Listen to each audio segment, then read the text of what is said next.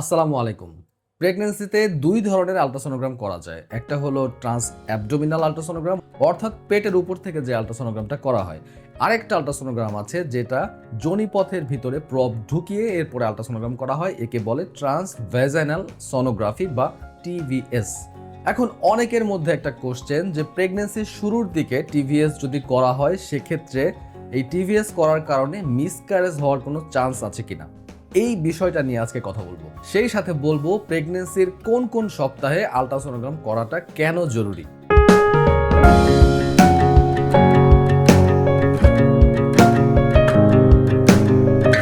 পুরো প্রেগন্যান্সির যুগে হাতে গোনা কয়েকটা কারণে আল্ট্রাসোনোগ্রাম করানোর দরকার হতে পারে।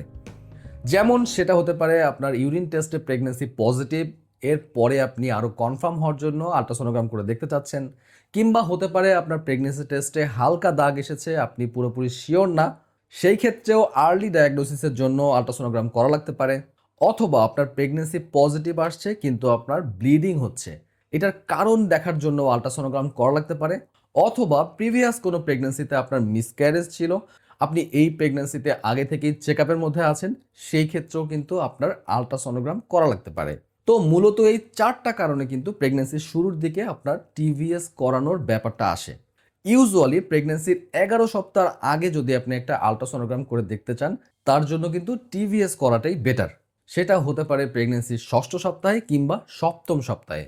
কারণ এই সময়টায় আপনার গর্ভের যে সাইজ সেটা খুবই টাইনি থাকে, যেটা আপনার ট্রান্স অ্যাবডোমিনাল আল্ট্রাসোনোগ্রাম বা পেটের উপরের থেকে যে আল্ট্রাসোনোগ্রামটা করা হয় সেটা দিয়ে কিন্তু ভালোভাবে ক্লিয়ারলি বোঝা নাও যেতে পারে। কিন্তু টিভিএস করলে কিন্তু এটা ডিটেইলসটা অনেক ভালোভাবে বোঝা যায়। এছাড়াও 6ষ্ঠ সপ্তাহে কিংবা কারো কারো ক্ষেত্রে 7ম সপ্তাহে গিয়ে বাচ্চার হার্টবিটটাও কিন্তু টিভিএসে অনেক ভালোভাবে বোঝা যায়। তো এই গেল 11 সপ্তাহের আগে যে আল্ট্রাসোনোগ্রামটা করানো হচ্ছে। এখন এই সময় আপনি আল্ট্রাসোনোগ্রাম করান বা না করান, আপনার রুটিনলি একটা আল্ট্রাসোনোগ্রাম করতে হবে 11 থেকে 14 সপ্তাহের দিকে। এই রুটিন আল্ট্রাসোনোগ্রামটা আপনি টিভিএসও করতে পারেন, অথবা ট্রান্স অ্যাবডোমিনাল বা পেটের আল্ট্রাসোনোগ্রামও করতে পারেন। তবে আবারও সেই একই কথা, টিভিএস করলে আপনার ডিটেলসটা ভালো বোঝা যায়। এই রুটিন আল্ট্রাসোনোগ্রামটা কিন্তু আপনাদের সবারই করা উচিত, কারণ এটা বেশ ডিটেইলে কিছু ইম্পর্টেন্ট ইনফরমেশন আমাদেরকে দেয়। এটাতে বাচ্চার হার্টবিটের একটা ভালো অ্যাসেসমেন্ট করা যায়, বাচ্চার সাইজ ঠিক আছে কিনা, গ্রোথ ঠিক মতো হচ্ছে কিনা এটাও ভালো বোঝা যায়।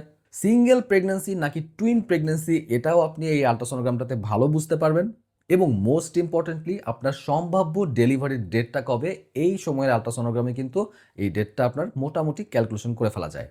তো একটা আল্ট্রাসোনোগ্রাম করা হলো 11 সপ্তাহ আগে টু কনফার্ম দ্য প্রেগন্যান্সি, এবং 11 সপ্তাহ পরে 11 থেকে 14তম সপ্তাহে আরেকটা রুটিন আল্ট্রাসোনোগ্রাম করা হলো to assess the condition of the baby এবং আপনার ডেলিভারির ডেটটা কাউন্ট করার জন্য। এরপরে নেক্সট আরেকটা আল্ট্রাসোনোগ্রাম করা হয় 20 থেকে 24 সপ্তাহের দিকে। এই আল্ট্রাসোনোগ্রামটাতে মূলত দেখা হয় যে আপনার বেবির কোনো জন্মগত ত্রুটি আছে কিনা, এটাকে বলে অ্যানোমালি স্ক্যান। এই অ্যানোমালি স্ক্যানটাও আপনার পেটের বাইরে থেকেও আল্ট্রাসোনোগ্রাম করে দেখা যেতে পারে, অথবা টিভিএস করেও দেখা যেতে পারে, এবং এখানেও টিভিএস করাটাই কিন্তু বেটার। তো এখন আসি, এই যে টিভিএস এ যোনিপথে প্রপটা ঢুকিয়ে আল্ট্রাসোনোগ্রামটা করা হচ্ছে, এতে গর্ভের সন্তানের কোনো ক্ষতি হওয়ার আশঙ্কা আছে কিনা, মিসক্যারেজ হওয়ার চান্স আছে কিনা। প্রথম কথা, টিভিএস এর কারণে মিসক্যারেজ হয়ে গেছে এমন কোনো অথেন্টিক এভিডেন্স এখন পর্যন্ত নেই। অনেক সময় যেটা হয় যে টিভিএস করে দেখা যাচ্ছে যে বাচ্চার কন্ডিশনটা খুব একটা ভালো না এবং তার কিছুদিন পরেই বাচ্চাটা মারা যায়। অনেকের মধ্যেই কিন্তু এখান থেকে একটা ভুল ধারণা জন্মায় যে টিভিএস করানোর কারণে বোধহয় এই মিসক্যারেজটা হলো। আবার আরেকটা যে কন্ডিশন হয় যে অনেকের টিভিএস করানোর পরে যোনিপথ থেকে হালকা ব্লিডিং এর মতো হতে পারে। এটা দেখেও অনেকের মনে হতে পারে যে এই টিভিএস করানোর কারণে হয়তো বা মিসক্যারেজ হওয়ার পথে। কিন্তু আসলে যে ব্যাপারটা সেটা হচ্ছে অনেকের যোনিপথে অনেক পুরনো কোনো রক্ত জমাট বেঁধে থাকতে পারে, এবং টিভিএস এর প্রপটা ঢুকানোর পরে সেই জমাট বাঁধা রক্তটা ডিসলজড হয়ে ডিসপ্লেসড হয়ে তখন যোনিপথ থেকে কিন্তু আসতে পারে, যেটাকে দেখে মনে হতে পারে এটা একটা ভ্যাজানাল ব্লিডিং হচ্ছে। অথচ আসলে কিন্তু ব্যাপারটা মোটেই সেরকম না। টিভিএস যেহেতু একটা আল্ট্রাসাউন্ডের মাধ্যমে করা হয়, এখানে এক্স রের মতো কোনো রেডিয়েশন হওয়ার চান্স নেই। সো গর্ভের সন্তানের কোনো ক্ষতি হওয়ার তো অবশ্যই সম্ভাবনা নেই। নেক্সট যে পয়েন্টটা হলো, এই টিভিএস এর যে প্রপটা থাকে এই প্রপটা কিন্তু শুধুমাত্র যোনিপথ পর্যন্ত প্রবেশ করানো হয়, এটা কখনোই জরায়ুর ভিতরে ঢোকানো হয় না। সো আপনার গর্ভের সন্তানের কিন্তু কোনো ক্ষতি হওয়ার আশঙ্কা নেই। এটা খুবই নিরাপদ এবং খুবই জরুরি একটা পরীক্ষা প্রেগন্যান্সি অ্যাসেস করার জন্য।